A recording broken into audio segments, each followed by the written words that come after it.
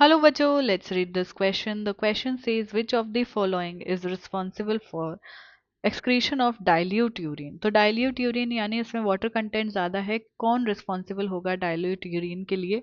More secretion of rennin. तो rennin का secretion कब होता है? जब हमारे जीएफआर, जब हमारा जो जीएफआर का है यानी जो ग्लोमेरुलर फिल्ट्रेशन रेट है वो कम हो, उस कंडीशन में जो है रेनिन रिलीज होता है हमारी बॉडी से। यानी हमारी बॉडी के अंदर ब्लड वॉल्यूम भी कम है, ब्लड प्रेशर भी कम है, तो उस कंडीशन में क्या होगा? जीएफआर जो है जीएफआर कम हो जाएगा। जीएफआर कम होगा, रेनिन रिलीज होगा और पूरा रास मैकेनिज्म चलेगा। रास मैकेनिज्म से बॉडी वॉल्यूम इंक्रीज होगा। यानी रास मैकेनिज्म से क्या होता है, हमारी जो रीनल ट्यूब्यूल्स हैं उनसे वाटर का रीएब्जॉर्प्शन इंक्रीज हो जाता है।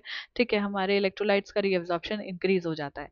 तो उससे क्या होता है? यूरिन कंसंट्रेटेड फॉर्म कंसंट्रेटेड जाता है, डाइल्यूट नहीं जाता है। ठीक है, तो ये ऑप्शन इनकरेक्ट हो जाएगा। देन गिवन है less secretion of vasopressin. Vasopressin का कम सिक्रीशन हो रहा है। Vasopressin is also known as ADH, anti diuretic hormone. इनका काम क्या होता है? बेसिकली लैटर पार्ट ऑफ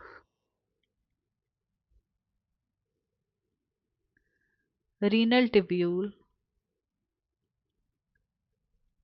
पे ये एक्ट करता है और वहां से करवाता है वाटर का रीएब्जॉर्प्शन।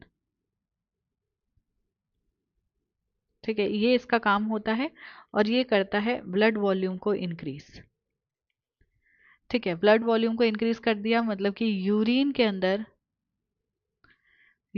के अंदर वाटर जो है वो कम हो जाएगा। यूरिन के अंदर वाटर कंटेंट क्या हो जाएगा? कम हो जाएगा। ठीक है, बट यहाँ पे लेस सिक्रीशन हो रहा है तो इसका बिल्कुल ऑपोजिट वर्क होगा। ठीक है, तो ये कंडीशन है कि हाँ डाइल्यूट यूरिन हो सकता है। देन सी गिवन है मोर सिक्रीशन ऑफ एल्डोस्टेरॉन। एल्डोस्टेरॉन भी क्या करवाता है? डीसीटी से सोडियम आयंस वाटर का रीअब्जॉर्प्शन करवाता है। अगर इसका ज़्यादा सिक्रीशन हो रहा है तो अगेन यूरिन कंसनट्रेटेड बनेगा, डाइल्यूट नहीं बनेगा। ठीक है, तो ये ऑप्शन भी इनकरेक्ट हो जाता है।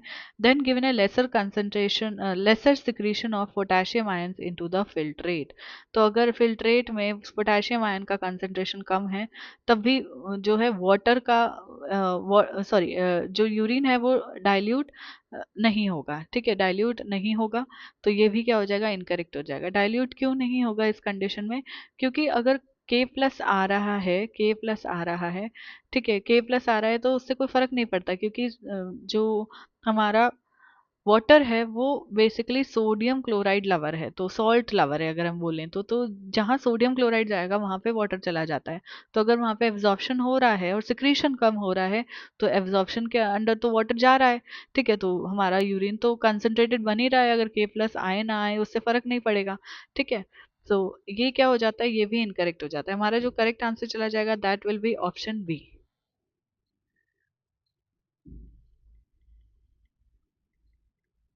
इसके रिगार्डिंग इन्फॉर्मेशन आपको 11th की न्यू एनसीईआरटी में पेज नंबर 212 पे मिलेगी। आई होप कि आपको ये क्वेश्चन अच्छे से समझ आ गया है।